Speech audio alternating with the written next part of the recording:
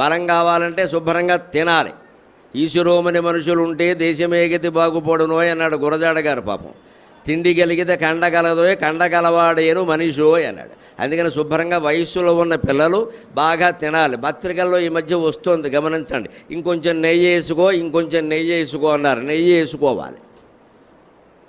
10 ఏళ్ల వయస్సు నుంచి 30 ఏళ్ల వయస్సు వరకు నెయ్యి బాగా తినాలి. ఘృతేన వర్ధతే బుద్ధికి అన్నారు. పాలు, పెరుగు, వెన్న, మీగడ, నెయ్యి ఇవన్నీ తినాలి. 30 దాటాక నెమ్మదిగా కొంచెం తగ్గించి 50, 60 దాటాక పూర్తిగా తగ్గించాలి. ఊరికే బొట్టు అంతే.